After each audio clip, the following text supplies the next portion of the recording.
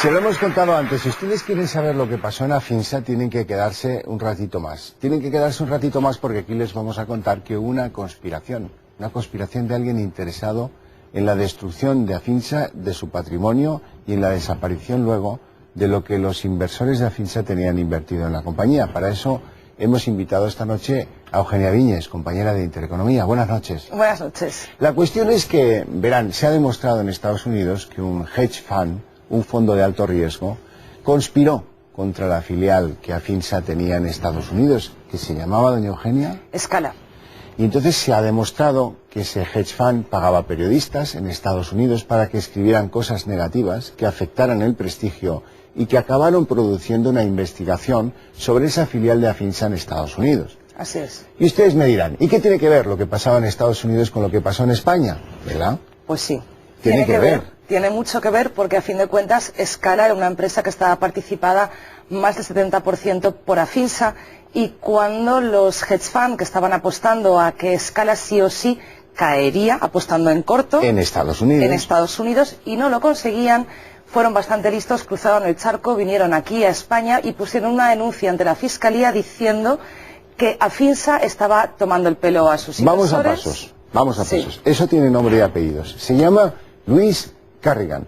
Es un fulano que se sabe que le ha metido miles de dólares a Obama en su campaña electoral. Efectivamente. Es un fulano que vive en Luisiana, representa a este hedge fund americano y es el hombre que, como decía doña Eugenia Viñes, puso la querella en la Fiscalía Española contra Afinsa, contra la titular de esa filial que actuaba en los mercados americanos. ¿Y qué pasó entonces? Pues pasó que la Fiscalía no se puede hacer eco de esa denuncia porque legalmente este ciudadano, Luis Corrigan, pertenece a un hedge fund que es Kingsford Capital, no tiene domicilio en este país ni tampoco tiene nacionalidad de este país. Sin embargo, sí que le da traslado a sus inmediatos superiores, y esos superiores suyos dentro de la Fiscalía, luego, posteriormente, aunque nunca volverán a mencionar a Corrigan, sí que van cogiendo punto por punto todo lo que Corrigan dice que puede ser Afinsa y por tanto Scala, que es una estructura piramidal que está captando ahorro de los inversores, que les está estafando, que tiene un importante agujero patrimonial, y curiosamente esa tesis será la tesis de la Fiscalía.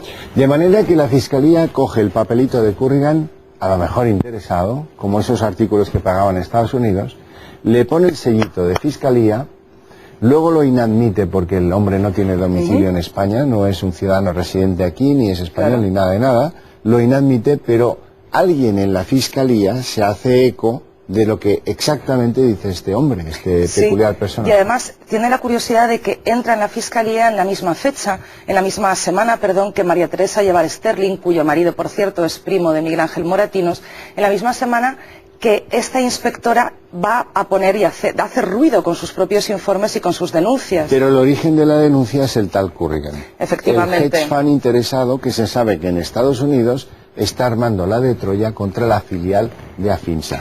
Que se enteren bien los inversores de Afinsa de quién les ha hundido sus inversiones, ¿eh? Efectivamente, de momento, uno de los presidentes de la filial de Afinsa en Estados Unidos, que es Greg Manning, pudo identificar a uno de ellos, que es Kingsford Capital, que es el que estamos mencionando, al que pertenece Luis Corrigan, pero probablemente había más. Tanto es así, tan peligrosa es la actividad de estos fondos de inversión, algunos de ellos, que la SEC, que es el organismo que en Estados Unidos equivaldría a nuestra CNMV y tiene que vigilar los mercados, llamó a Greg Manning al Senado, al Comité Judicial del Senado de los Estados Unidos, y le tomó declaración para ver cómo era posible que algunos hedge funds, en connivencia con algunos medios de comunicación, consiguieran que algunas empresas o quebraran o por lo menos sus acciones bajaran, y aquellos hedge funds que habían apostado a que las acciones bajaban se hacían ricos. Doña Eugenia, esta es una historia de primera, una historia que va a abrir los ojos a cientos de miles de españoles que tienen problemas con Afinsa, que tienen problemas con esas inversiones que hicieron en ese sitio.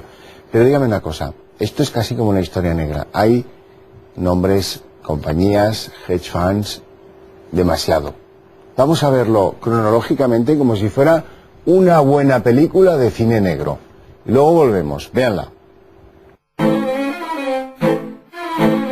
El caso Afinsa está en fase de instrucción en el juzgado número 1 de la Audiencia Nacional y en el 6º de lo mercantil. Afecta al patrimonio de 190.000 inversores que temen la liquidación de la sociedad a la que quieren abocarla los tribunales después de instar su concurso. Desde su intervención el 9 de mayo de 2006, a sus directivos se les pretende imputar los delitos de estafa, administración desleal, delito contra la hacienda pública y blanqueo de capitales. Ángeles Durán, una de sus clientes, presente en los tribunales, se convierte en testigo de excepción de la desesperación del juez Santiago Pedraz, titular del juzgado número 1 de instrucción de la Audiencia Nacional. No tenemos nada, no tenemos nada, no tenemos nada, por Dios, busca algo. Esto se lo decía cuando yo estaba en la audiencia, justo en el pasillo donde se hace las declaraciones los imputados, en una esquinita. Salió para afuera el juez Pedraz y el fiscal y le estaba diciendo que no tenían nada, que buscase algo, por Dios. Se marchó el fiscal y acto seguido salió el juez Pedraz y se quedó, vamos, pálido cuando me vio allí, porque sabía que esas palabras no caían en saco roto. Sí, eso lo declararía ante un juez. Pues no lo he denunciado todavía porque no creo en esta justicia que tenemos, que está totalmente corrompida.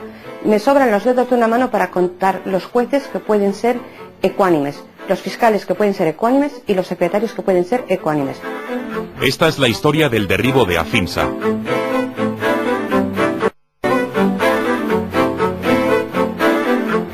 Estados Unidos, septiembre de 2003. Afinsa obtiene la mayoría de capital de Scala Group, una federación global de compañías líderes en el mercado de coleccionables, con operaciones en Norteamérica, Europa y Asia. Una de las filiales es Greg Manning Auctions, que actúa como proveedor exclusivo de sellos y monedas a nivel nacional para Afinsa. Ambas cotizan el Nasdaq en la bolsa de Nueva York. 27 de septiembre de 2004. La revista financiera Barron's publica un artículo titulado Devolver al remitente. Habla de Greg Manning Auctions y lo firma el periodista Neil Martin. El artículo es tan tendencioso que ocasiona la réplica de Manning mediante la publicación de una nota de prensa a toda página. Pese a todo, el periodista continúa escribiendo artículos negativos sobre el grupo empresarial. Poco tiempo después, Scala es informada de que el periodista Neil Martin trabaja con Louis Corrigan, empleado de un hedge fund, Kingsford Capital, un fondo de inversiones que tiene varias posiciones en corto contra Scala Group y Greg Manning Auctions, y que financia los trabajos de Neil Martin. Lo único que sé es que un periodista de Barron's admitió estar trabajando con un hedge fund de Kingsford Capital y que ese periodista era Neil Martin y que ese hedge fund realizó ataques a corto a nuestra compañía de forma continuada y por un volumen de acciones importantes. Sé que las mismas evidencias aparecían en el Financial Times de Londres y en un artículo en el Toledo Blade. Tal parece que exista un común denominador entre periodistas que manejaban historias inventadas e historias verdaderas. Todo ello me hizo distinguir claramente un patrón común en la actuación. Los hedge funds obviamente querían que las acciones de Scala bajasen, lo cual finalmente sucedió. Un 95% cayeron. Lo hicieron como consecuencia de la intervención de Afinsa, nuestro cliente más importante y al cual vendíamos un número considerable de sellos al año. La intervención de Afinsa fue la tormenta perfecta para los hedge funds. Esta práctica es habitual en Estados Unidos, cada vez más. La filial americana de Afinsa no es la única empresa que ha vivido esta situación. La SEC comenzó una investigación hace ya 2 años, cuando todavía no se habían iniciado estas turbulencias en los mercados accionarios, porque había algunas denuncias de algunas empresas, sobre todo empresas tecnológicas que cotizaban en el Nasdaq, que acusaban a algunos fondos de inversión que desde paraísos fiscales apostaban con fuertes sumas de posiciones en corto, apostaban a la caída del valor de sus empresas y arruinaban a sus accionistas. Desde hace 6 meses para acá, el FBI es quien está investigando este tipo de movimientos de posiciones en corto por parte de algunos grandes fondos de inversión que están dando órdenes de acudir masivamente a vender posiciones en corto. Lo que está investigando en estos casos el FBI es que se tomen decisiones concretas y determinadas sobre empresas concretas y determinadas también, con el objetivo último, por ejemplo, de hacer quebrar esa compañía o con el objetivo de que esa compañía pierda mucho de su valor para que se haga una operación empresarial. A finales de 2004, el periodista y el agente Louis Corrigan viajan a España. En diciembre de ese año y en días consecutivos, en una delegación de Afinsa en Getafe, Madrid, 2 personas compran 2 pequeños lotes de sellos. Lo hacen por separado. Uno de ellos se identifica como Juan Diego Gallardo y autoriza para la recogida y posterior comercialización de su lote a un tal Mark Williams. La otra es Andrea Lorene Gutiérrez, nacida en Nueva Orleans. Ambos dan el mismo domicilio en la ciudad de Madrid. ¿Para qué compran estos sellos? A lo largo de 2005, el periodista Neil Martin y Luis Corrigan contactan con subastadores de filatelia y agentes de seguros de Lloyds en Europa y Estados Unidos, difundiendo informaciones falsas sobre Scala y Afinsa. Ante estos agentes, llegan a acusar al grupo de blanquear dinero a través de oficinas en Colombia. Estos trabajos del periodista y el hedge fund no surten el efecto deseado y las acciones de Scala y Gmail siguen cotizando al alza. Febrero de 2005, la compañía adquiere la casa de subastas John Bull, la más antigua de Hong Kong. Pese a la consolidación y crecimiento de la compañía, las posiciones en corto contra ella continúan aumentando y lo hacen de forma ilegal, con lo que en el mercado americano se llaman acciones en corto fantasma. Creo que los accionistas americanos no sabían realmente lo que estaba sucediendo. Había rumores malintencionados con respecto a Scala, ninguno de los cuales resultó ser cierto. Los hedge funds estaban haciendo todo aquello que podían para bajar el precio de las acciones y por lo tanto conseguir enormes beneficios. En mi opinión, y basándome en la información sobre la negociación de acciones, entre 10 y 20 millones de acciones se negociaron a corto de forma ilegal. Y cuando echas la vista atrás y analizas que se llegaron a negociar hasta 20, 25 y hasta 30 millones de títulos en un solo día, cuando solamente hay un volumen total en bolsa de 6 millones, tienes que preguntarte de dónde proceden todas esas acciones. Mayo de 2005. Neil Martin escribe otro artículo negativo sobre Afinsa en Barron's. Dice haberse presentado ante Vicente Martín Peña, director general de Afinsa, con sellos comprados previamente a la filatelia y asegura que Peña, que desconoce el origen de los sellos, no les concede ningún valor. Además, declara literalmente: las dos colecciones que Barron's compró a Peña habían sido adquiridas por dos representantes de un hedge fund americano, un americano que vive en España y un español. Ahora es cuando se sabe para qué compraron los sellos Juan Diego Gallardo y Lorene Gutiérrez. Solo que ninguno de los dos son trabajadores de un hedge fund, ni siquiera tienen domicilio en Madrid. Él, Juan Diego Gallardo, con domicilio en Bilbao, estuvo contratado hasta el 2006 en empresas de trabajo temporal, donde le colocaban de camarero. Ella, la falsa hedge fund, estuvo trabajando como empleada del camarero según su historial laboral. Julio de 2005, Afinsa compra A-Mark, una de las empresas autorizadas en Estados Unidos para negociar con la Casa de la Moneda. Compra y vende oro, plata y platino. También negocia con las casas de la moneda de Canadá, Australia, Chile, entre otras. Afinsa paga por A-Mark 17 millones de euros. Acaba de convertirse en socio del gobierno americano y en un potencial competidor de los bancos. Se ha dado una imagen de Afinsa en España, sobre todo en los primeros meses de la intervención, grotesca, grotescamente falsa. Afinsa era una empresa que operaba en 22 países del mundo, en el que trabajaban con una u otra forma de relación laboral, eso es lo de menos. Trabajaban en la empresa más de 3.000 personas, que tenía unas ventas en ese ejercicio de 1.700 millones de euros y que estaba presente en el sector del coleccionismo y la inversión filatélica, coleccionismo e inversión numismática, en el del arte, en sus diversas acepciones, subastas y actividades, subastas y galerías, y que tenía muy bien preparada su estrategia para entrar en el mercado del oro y en el mercado de los diamantes. El primero era el del oro, a través del oro amonedado. En aquel momento ya vendía 3.000 millones de dólares al año. Ahora, por mi lejanía forzada con las empresas de Scala, no conozco exactamente la cifra, pero no me extrañaría que estuviera cerca de los 5.000 millones de dólares o más. La venta en descubierto, como se suele llamar, o en inglés el short selling, pues se produce cuando hay alguien en el mercado que tiene expectativas de que un valor pues va a bajar o cree que va a tener una caída de cotización. Entonces buscas en el mercado los instrumentos que puedas utilizar para hacer esto. Normalmente se utiliza vía futuros, pero hay compañías que son, digamos, pequeñas y medianas compañías que no tienen derivados que se puedan utilizar para hacer esto, con lo cual pues tienes que acudir al mercado, digamos, OTC, que se llama, ¿no? Que es un mercado no regulado. Entonces se piden las acciones, digamos, en préstamo a alguien que las tenga, se les bloquea para que no se puedan vender 2 veces en el mercado. Una vez bloqueadas y tú ya las tienes en préstamo, se venden en el mercado y a partir de ese momento esperas que la expectativa que tú tienes de bajada en la cotización se produzca. Cuando se produce y se cree que ha llegado ya al nivel, digamos, adecuado para volverlas a recomprar, se recompran y se devuelven al que te las ha prestado.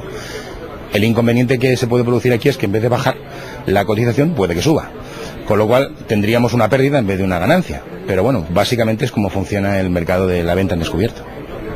BBVA, Santander y Citigroup comienzan a flirtear con Juan Antonio Cano, presidente de Afinsa. En ese momento factura unos 2.500 millones de dólares. Cano se niega.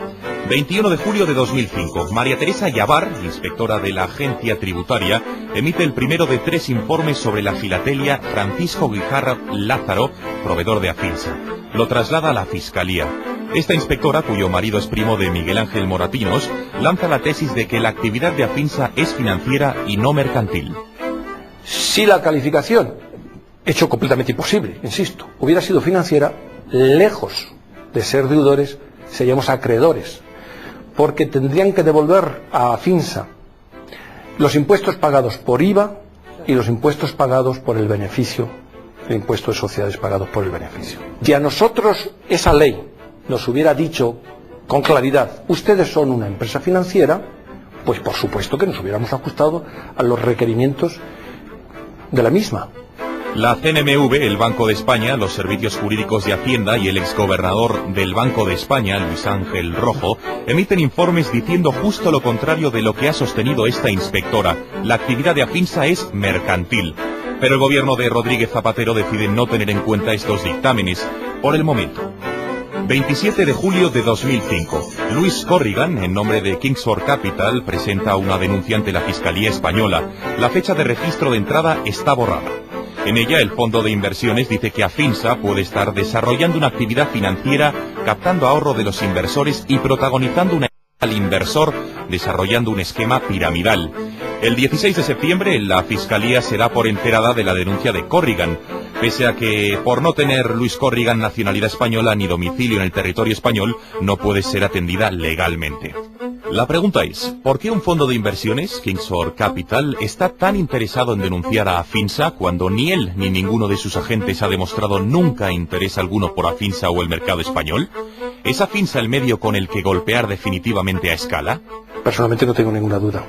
Afinsa fue víctima de unos ataques completamente infundados, descaradamente falsos, urdidos burdamente, incluso, para desprestigiarla como fuera, con el objetivo de que la cotización de Scala cayera en el mercado norteamericano. Scala era una empresa que cotizaba en aquel momento en el índice Nasdaq. En el momento de la intervención su valor superaba los $30, cruzaría el umbral de los $40 y al final del año se situaría en torno a los $60. Y nos consta simplemente siguiendo las operaciones de compra del valor que hedge fund actuaron sobre él en los años anteriores con mucha insistencia. El 19 de septiembre de 2005, el fiscal Luis Pastor Mota traslada un informe a la Fiscalía del Tribunal Superior de Justicia de Madrid solicitando que se investigue a Afinsa y se pase a anticorrupción. No hace mención a Corrigan, sí a la investigación de la agencia tributaria. Sin embargo, la tesis de la Fiscalía copia literalmente lo que denuncia la carta del agente de Kingsford Capital. 27 de septiembre de 2005. Charles Duplin, jefe de arte y clientes privados de la división de Hiscox, declara en el Financial Times que los sellos de Forum son bonitos trozos de papel. Hiscox participa en el seguro de Forum Afinsa a través del Lloyds. Por lo que respecta a Afinsa, la póliza cubre a la filatelia hasta el 1 de mayo de 2006, el mismo mes en que es intervenida. Con todo, Hiscox participa en el riesgo de una manera ínfima. Por estas declaraciones, Charles Duplin fue amonestado por sus superiores. Pese a todo, la Fiscalía le cita como experto. Noviembre de 2005. Las pérdidas estimadas por parte de los short sellers con respecto a Scala asciende a $40 millones. Marzo de 2006. Citigroup emite un informe en el que manifiesta su interés de salir a bolsa con Afinsa. Una vez intervenida en Scala se plantean la posibilidad de que fueran víctimas de una exhaustiva due diligence, una técnica de los short sellers empleada con éxito en otros casos para conocer la situación de la compañía sin levantar sospechas. El valor de Afinsa para salir a bolsa es de 1.300 millones de euros. 1 de mayo de 2006, el contrato con la aseguradora Lloyds y Hiscox termina y no se renueva. A través de corredores, la mercancía estaba cubierta con otras compañías hasta formalizar un nuevo contrato. 9 de mayo de 2006, Afinsa es intervenida. 200 agentes asaltan la sede. Las acciones de Scala se hunden más de un 50%. Bueno, me ha afectado muchísimo. Soy el segundo gran perdedor después de Afinsa. Perdí 75 millones de dólares en 2 o 3 días. Así que todo esto ha tenido un gran impacto en mi familia y en mi futuro, obviamente. Pero más allá de todo esto, ha afectado terriblemente a más de 150.000 clientes de Afinsa. También a miles de empleados, entre directivos y trabajadores, que se han encontrado sin trabajo de la noche a la mañana. Todo ello me hace reafirmarme en que debería haberse actuado llevando a cabo una investigación previa para averiguar si Afinsa efectivamente tenía activos, si carecía de liquidez y estaba operando como un esquema que se venía abajo, tal y como le sucedió a Ponzi. O en realidad era un negocio que estaba constituido para perdurar en el tiempo. Yo no creo que nada de eso se haya llevado a cabo. La investigación la dirigen funcionarios afines a la Oficina Nacional de Investigación del Fraude, integrada por un grupo de elegidos en función de relaciones de confianza política. Esta oficina depende del Departamento de Inspección Financiera y Tributaria. Su jefe trabaja bajo las órdenes directas de Pedro Solbes. 10 de mayo, 24 horas desde la intervención de Afinsa. El despacho de Osorio y Asociados presenta un concurso de acreedores ante el juzgado. Parece que en una sola noche ha conseguido preparar toda la documentación de una empresa de la complejidad de Afinsa. Representa a 3 niños cuyos contratos, firmados 3 meses antes de la intervención, alcanzaban la cantidad de 700 euros. Alfredo Pérez Rubalcaba insiste en los medios de comunicación que la intervención se ha hecho para proteger a los inversores. 9 de mayo. La Ejecutiva Federal del Partido Socialista emite un comunicado en la que dice que es el gobierno quien a través de la agencia tributaria ha denunciado los hechos ante la Fiscalía Anticorrupción. 5 de junio de 2006, Washington. Scala recibe notificación de investigación por parte de la SEC, el organismo americano que se ocupa de velar por la seguridad de los mercados. A finales de junio, Richard Behar, periodista de Fox News, corrobora que Kingsford Capital ha trabajado con periodistas financiando sus trabajos. Y escribe: Manning tiene razón cuando dice que importantes vendedores a corto han estado negociando con sus títulos durante mucho tiempo y que se han estado comunicando con periodistas, incluyendo algunos de Fox Noticias. 28 de junio de 2006. El Comité Judicial del Senado de los Estados Unidos llama a declarar a Greg Manning. El gobierno americano está investigando las actuaciones de algunos fondos de inversiones de alto riesgo que, tras apostar en corto contra empresas y en connivencia con los medios de comunicación, consiguen provocarles grandes pérdidas e incluso llevarlas a la quiebra. Manning denuncia a Kingsford Capital y a Neil Martin, entre otros periodistas. Añade que las acciones de la compañía han cotizado en Alemania, en la bolsa de Berlín-Bremen, sin el consentimiento de la empresa. Diciembre 2006. Las investigaciones de la SEC y de la propia Scala finalizan. Se han examinado las transacciones Scala-Afinsa entre junio de 2003 y mayo de 2006. Se concluye que no hubo fraude alguno ni entre las compañías ni hacia los clientes o inversores. Se certifica que el material filatélico era auténtico y que Afinsa pagaba a Scala de acuerdo con las condiciones establecidas en los contratos. Scala Group remonta. Las acciones de la compañía se revalorizan más de un 80% hasta superar los $8 del cierre de 27 de diciembre. 8 de mayo de 2007. El vizconde Duffling, ejecutivo de la aseguradora Hiscox, concede una entrevista a Expansión. Dice que decidió no renovar la póliza aseguradora con este razonamiento. Entendí que Afinsa no podía tener en stock todo lo que afirmaba tener. No llegué a ver los sellos del grupo, pero tomé la decisión sobre unas evidencias razonables y un proceso de deducción lógica bastante sólido. El proceso contra Afinsa en fase de instrucción continúa. Las imputaciones a los 2 principales directivos de la filatelia, Juan Antonio Cano y Albertino de Figueiredo, no se sostienen. Estoy deseando que termine la fase de instrucción, que ya es irreversible, como irreversibles son los perjuicios que se han causado, para entrar en la fase de enjuiciamiento. Habrá antes probablemente una petición de sobreseimiento, que si no prospera, estamos abocados al juicio oral. El caso Afinsa, procesalmente hablando, luego habrá otros ámbitos y otros sectores sobre los que la gente podrá dar su opinión, puede ser uno de esos supuestos de la Audiencia Nacional, conocidos, en los que al cabo de una instrucción larga y y dolorosa para las partes imputadas, le pongo un ejemplo, caso Telecinco, terminen con la absolución de todos los imputados. El testimonio que en 2 ocasiones ha ofrecido la inspectora María Teresa Llavar ante el tribunal no han corroborado sus informes iniciales, ni los términos de esquema piramidal apuntados por el hedge fund Louis Carrigan. A mi juicio, salvo las intervenciones de quienes actuaron desde el primer momento, como son los agentes de la inspectora de la agencia tributaria, todos han dado un resultado muy satisfactorio para la defensa.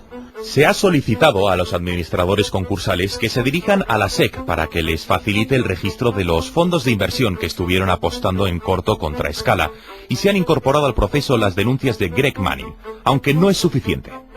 Hay algo que todavía no sabemos, y si el tiempo no nos defrauda, que no nos habrá de defraudar porque siempre es un certero juez, creo que algún día no muy lejano podremos saber quién estaba detrás de la intervención de Afinsa. Abril de 2008. María Teresa Fernández de la Vega, vicepresidenta primera del Gobierno, firma otro informe declinando la responsabilidad patrimonial del Estado en la situación creada por él mismo con su intervención, alegando que la actividad de Afinsa no es financiera, por lo que no faltó a ningún deber de control sobre su actividad. Ahora sí, el propio Gobierno, además de todos los organismos económicos, ya se ha manifestado claramente en contra de la tesis principal de la agencia tributaria que llevó al asalto y derribo de Afinsa. Octubre de 2008, Greg Manning, junto a varios accionistas, presentan una denuncia formal ante la SEC y a través de un despacho de abogados, relatando lo que ya contara ante el Senado de los Estados Unidos. En España, miles de afectados por la intervención gubernamental de Afinsa están firmando para conseguir un convenio que sea la alternativa a la liquidación. Para su aprobación deben sumar más del 50% del crédito, unos 1.100 millones de euros. De la inversión filatélica eran 700. Hay mucha empresa fuera de la inversión filatélica, mucha empresa. Todavía hoy, a través de sus empresas filiales, no afectas al concurso. Sigue siendo el mayor operador en bienes clásicos de colección, sellos y monedas de la tierra. Scala sigue viva, operativamente, muy dañada en su valor en bolsa, pero ese es uno de los aspectos de la realidad.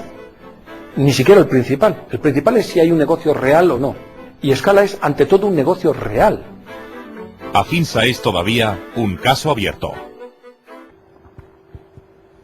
Inversores de Afinsa, ahora ya saben quién se la ha jugado a ustedes, quién ha puesto la cerillita en la botella de gasolina, ha hecho que eso explote y ahora ustedes se han quedado sin ahorros. Falta saber, eso sí, doña Eugenia, quién les ha ayudado en España fuera de la Fiscalía y fuera de la Agencia Tributaria, claro, que estos han estado al calor de la cerilla. ¿Y qué papelón ha hecho el Gobierno, que ha entrado al trapo? No sabemos favoreciendo los intereses de quién, porque realmente los de Afinsa y sus inversores no. Y cuando ha pasado ya el momento, el Estado se ha lavado las manos, ha dicho que da igual, que aquello efectivamente no era una actividad financiera sino mercantil, que ellos no tenían nada que controlar, y ha dejado el papelón a los tribunales. Bueno, señores, inversores de Afinsa, miles de españoles que están mal porque han perdido sus inversiones en esa compañía de los sellos, sepan que nosotros estamos con ustedes y que no solo les contamos qué es lo que de verdad les pasa, porque ustedes no lo sabían, sino que vamos a seguir aquí contándoles todo lo que dimane de este profundo drama de inversiones españolas, estas sí, no protegidas por el Gobierno como los de la crisis financiera, que eso sí que lo están.